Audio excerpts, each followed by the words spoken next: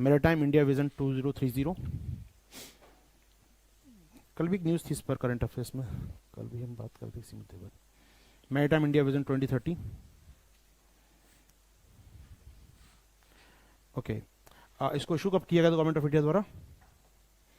21 में इशू किया गया था इसको, 2021 में जारी हुई थी ये, ठीक है, इशू किया गया था इसको। अल्टीमेटली क्या है ये सुन लीजिए। अल्टीमेटली इसका उद्देश्य सागर मालों को इम्प्लीमेंट करना। की पॉइंट समझो, इसके की पॉइंट क्या क्या हैं सुन लीजिए। तो इसमें क्या क्या काम कर रहे हैं आप मैरीटाइम विजन में? पहली काम तो कर रहे हैं, मैरीटाइम डेवलपमेंट फंड तैयार किया गया है। मैरीटाइम डेवलपमेंट फंड तैयार किया गया है देश में समुद्रों के विकास के लिए, वेलफेयर के लिए। तो सेंट्रल कंट्रीब्यूट कर रहा है बड़ा फंड इसके अंदर। तो यहाँ पर जो भी शिपिंग डेवलपमेंट करना है, आपको फिशिंग कम्युनिटी को कुछ बनाना है, तो उसके लिए फंड मिल जाएंगे आराम से, आपको सस्ते लोन मिल जाएंगे इससे। तो एक लोन प्रोवाइड करेगा basically for infrastructure in coastal area. तो तटीय क्षेत्रों में अवसंरचना बनाने के लिए सस्ते लोन मिलेंगे आपको बाय दिस फंड। तो ये फंड तैयार किया गया है। ये बहुत बड़ा चेंज है इंडिया में, जो मुझे लगता है कि इस पर क्वेश्चन बन सकता है। हालांकि जब मैं पढ़ाऊंगा जब एबीसी आपको संसद की, वहां डील करेंगे इस टॉपिक को। इंडिया में लास्ट 2 ईयर्स में पोर्ट रेगुलेशन को लेकर बहुत मैसिव चेंज किए गए हैं। और यूपीएससी लास्ट ईयर क्वेश्चन पूछ के बता दिया कि ध्यान उसका भी यहाँ पर है। लास्ट ईयर क्वेश्चन पूछा था पोर्ट्स पर उसने, हालांकि लास्ट ईयर पोर्ट्स पर क्वेश्चन आया था कैपेसिटी पर और उनकी थोड़ा जोग्राफी और कहाँ क्या है। पोर्ट रेगुलेशन पर क्वेश्चन नहीं आया। मैं उम्मीद कर रहा हूँ इस साल पोर्ट रेगुलेशन पर क्वेश्चन आ सकता है। लास्ट ईयर तक क्या होता था हमारे यहाँ, 2 साल पहले तक हमारे इतने मेगा पोर्ट हैं, सबका अपना ट्रस्ट होता था। Jawaharlal Nehru port trust, Paradip port trust, Cochin port trust, यानी वो अपने आप में ऑटोनोमस बॉडी थी। वो अपने खुद के रेंट तय करते थे, अपने खुद के प्राइस तय करते थे, कार्गो का हैंडल रेट क्या होगा, वहाँ पर लेबर रेट क्या होगा, वो खुद तय करते थे। ट्रस्ट बॉडी होती थी और ट्रस्ट अंडर था मिनिस्ट्री ऑफ शिपिंग काम करते थे। Every mega port have their trust, ये था। बट हमने क्या किया, उसको खत्म कर दिया पुराने कानून को। इसका नाम था बेसिकली इंडियन पोर्ट एक्ट 1908। हमने इसको खत्म कर दिया, रिप्लेस कर दिया नए एक्ट से, known as Indian ports act के हमने रिप्लेस कर दिया इसको, ठीक है। अब ये कहता है कि एक अथॉरिटी बनेगी देश में जो तय करेगी प्राइस क्या होगा। यानी सारे पोर्ट ट्रस्ट खत्म हो गए, इंडिविजुअलिटी खत्म हो गई वहां पर। अब एक सेंट्रल कमांड बन गई यहाँ पर, वो तय करेगी कि पोर्ट के रेंट क्या होंगे, कार्गो रेंट क्या होंगे, वहां वेलफेयर के लिए मजदूर को कितनी सैलरी मिलेगी, वो तय करेगा कौन? एक अथॉरिटी। आपको याद करें लास्ट 2-3 ईयर्स में इंडिया के कमर्शियल सेक्टर इतना भी है।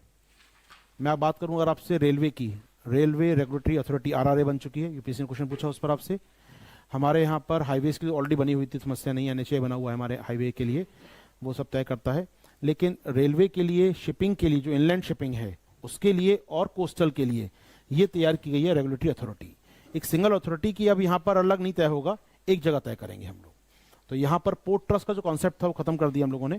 यहाँ पर अब पोर्ट पे अथॉरिटी होगी, वो तय करेगी सब कुछ। हो पाएगी? इनलैंड अथॉरिटी होती है हमारे पास, आईएपीआई भी होता है हमारे पास, inland authority board of India भी हमारे पास, वो भी काम कर रही है। यानी ये बॉडी क्या हो गई है, अब इंडिविजुअली खत्म कर दी कि मैं खुद तय करूंगा। यूनिफॉर्मिटी कब होगी?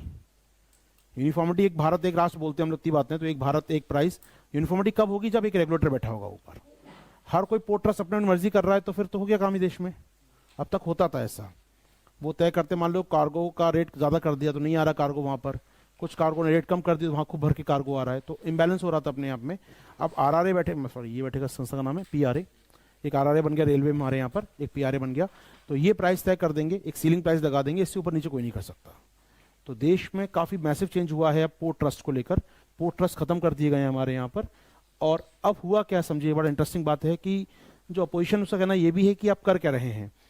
अभी पोर्ट ट्रस्ट होता था, सरकार का होता था, सरकार यहाँ पर पोर्ट ट्रस्ट में सरकारी लोग चुने जाते थे, ब्यूरोक्रेट बैठे होते थे उसके अंदर। अब यहाँ आरआरए बन गया है, पीआरए बन गया आपका। अब आप प्राइवेट कंपनी को हैंडओवर कर देंगे, तुम संभालो मैनेजमेंट इसका। अब जेएनपीटी को मैनेज कौन कर रहा है या रेगुलेट कौन कर रहा है? पीआरए। वो हैंडओवर कर देगा, जेएनपीटी का ऑपरेशन कौन देखेगा? जैसे प्लेटफॉर्म बांटते हैं ना आजकल हम लोग, स्टेशन बनाए आरआरए, स्टेशन तुम संभालो, ये कंपनी संभाले, वो स्टेशन वो कंपनी संभाले, वो डेवलप कर रहे हैं स्टेशन को, और जो भी यात्री आते हैं प्लेटफॉर्म टिकट काटते हैं उनका वॉटेवर, तो प्राइवेट हाथों में चले गए ना, अच्छी सर्विस हो गई, प्राइवेट चला गया। ऐसे ही उनका मानना है शिपिंग सेक्टर में प्राइवेटाइजेशन होने वाला है। वहाँ पर मैसिव पोर्ट, जो बड़े बड़े पोर्ट हमारे पास जो हैं, वो हैंडल करने प्राइवेट हाथों में हम लोग। वो अपने खुद के यार्ड बनाएंगे, खुद के जहाज लेकर आएंगे, खुद के वो रेंट लेंगे और फीस दे देंगे भारत सरकार को एक। Got it? तो ये पॉसिबल नहीं था अलग पोर्ट होते तो। अगर अलग पोर्ट ट्रस्ट नहीं कर सकते, पोर्ट ट्रस्ट गवर्नमेंट के होते हैं। ये अथॉरिटी होगी, ये प्राइवेटाइज भी कर सकती है सेक्टर को। यहाँ पर इसको लगता है कि इस स्टेशन को मुझे प्राइवेट हाथों में देना है, इस पोर्ट को मुझे प्राइवेट हाथों में देना है, वो भी कर सकती है। तो इसका अपोज भी हो रहा है बड़े स्केल पे, लेकिन कानून का पास हो चुके हैं। तो अल्टीमेटली क्या है यहाँ पर,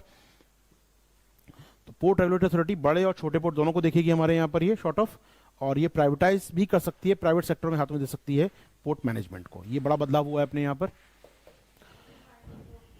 क्या